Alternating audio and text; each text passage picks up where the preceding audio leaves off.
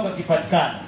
Tumekuwa na mfumo ambao katika kuadhimisha miaka hii huwa tunafanya shughuli mbalimbali, ambapo hata katika shughuli za leo mojawapo ambazo tunaweza tukafanya ni kuweza kufanya usafi katika taasisi mbalimbali, kama ambavyo leo tumefanya usafi katika zahanati yetu ya Nyakafulu.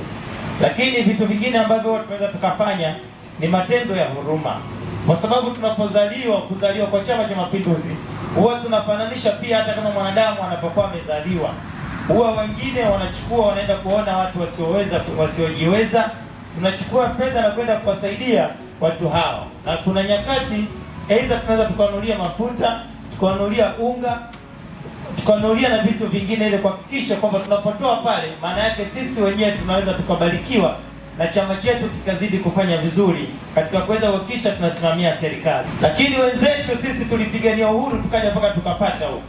Lakini ukija kuangalia kwa Zanzibari, walifanya mapinduzi matukufu, mwisho wa siku ndo tukaja tukapata ule muunganiko, tukapata Chama cha Mapinduzi. Na Chama cha Mapinduzi kwa mwaka huu kimechagua kauli mbiu ambayo inasema kwamba tumechagua umoja na amani, umoja na amani kwa maendeleo ya taifa letu. Hii inamaanisha nini? Sisi kama Chama cha Mapinduzi ndio wasimamizi wa serikali. Mfano mzuri, leo kuna wajumbe wa kamati ya siasa ya kata hii. Mheshimiwa diwani baada ya kushinda automatic ni kiongozi wa serikali, ambaye kamati ya siasa hii inatakiwa imsimamie mheshimiwa diwani katika kutekeleza majukumu yake na si kuanza kutengana. Kwa hiyo tunapokuja kuadhimisha miaka hii, Chama cha Mapinduzi inatakiwa kiendelee kusimama na kujizatiti vizuri kuhakikisha viongozi wa serikali tunawasimamia. Tunapoweza kuwasimamia tutakuwa na umoja, lakini tutakapokuwa na umoja tutakuwa na amani, na amani italeta maendeleo. Mfano mzuri, katika uchaguzi huu wa tarehe 29 Oktoba tumekuja tukashuhudia amani yetu ilitaka kuvurugika kidogo, lakini yote haya yanatokana ni kukosa umoja na mshikamano.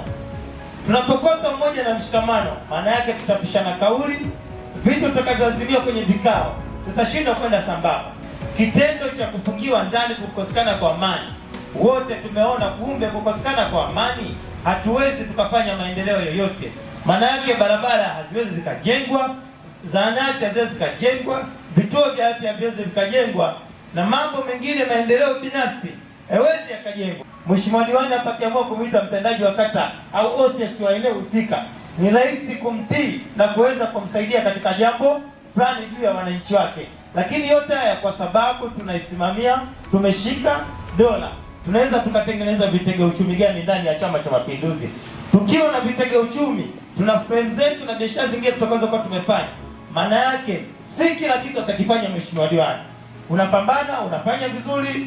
Tumeona hata kwenye ziara zako unapotembea unasaidia watoto ambao ni wanafunzi. Hayo ndiyo matendo ya Chama cha Mapinduzi tunatamani kuyaona kama mwakilishi wetu. Endelea kusaidia. Wewe sasa hivi utagusa wananchi wote bila kujalisha vyama, na sisi kama chama dume ambao tupo tutaendelea kukusapoti kwa kazi ambazo unazoendelea kuzifanya. Hii itatufanya utakapozidi kutuwakilisha vizuri, maana yake sisi Chama cha Mapinduzi tutaendelea kupendwa. Tukiendelea kupendwa, tunatamani hata tunapokuja kuingia mwaka kesho tuna miaka 50, tutafute karne. Tukiwa na miaka 50 kama kuadhimisha kama Chama cha Mapinduzi, tunatamani tuje tufike kwenye miaka 100 plus kama Chama cha Mapinduzi, tukiwa tunaendelea kushikilia dola. Serikali yetu ya Jamhuri ya Muungano wa Tanzania, bahati nzuri hata mheshimiwa diwani aliniambia, naomba unaweza ukalisemea wewe hili kwa leo, kwa sababu wewe ni mgeni rasmi. Mmekaa kwenye kikao, bahati nzuri Wizara ya Maendeleo ya Jamii umeniambia mmepewa taarifa kuhusiana na mikopo iliyokuwepo ya 10%, ambapo kwa vijana kuna 4%, kwa wanawake kuna 4%, na watu wa mahitaji maalum au kundi maalum au wana 2% katika halmashauri. Mapato yote yanayokusanywa, kwa mfano bilioni kadhaa, wanatakiwa halmashauri wakusanye, watenge 10% ya mapato ya halmashauri kwa ajili ya kwenda kuwakopesha wananchi. Diwani mnaye, na diwani kwa kweli yuko hapa, tumieni wakati huu kwa kitu tulichokisema umoja, ili aweze kwenda kutusaidia halmashauri kupata fursa hizo. Ya sheria ya bunge ya mwaka 2016 bunge liliazimia kutunga sheria hiyo kwa ajili ya kutoa huduma ya msaada wa kisheria kwa wananchi wake, na huduma hii zamani ilikuwa ikitolewa katika mahakama kuu kuwasaidia watu wasiokuwa na uwezo wa kuweza kuwapata mawakili wasiokuwa na uwezo, kwa watu waliopata shida kuwachukua mawakili, kwa sababu ni gharama kuweza kumchukua akakusaidia kuweza kuhudumia kuhakikisha kesi yako inaenda kusaidiwa. Mama akawa ameshaliona hilo, akaona kusaidiwa mahakama kuu tu hapana, hata mahakama hizi za wilaya, katika ofisi za kata, masuala kwa ustawi wa jamii, kwa masuala ya ukatili wa kijinsia, masuala ya ardhi, ni washushie mawakili katika eneo husika.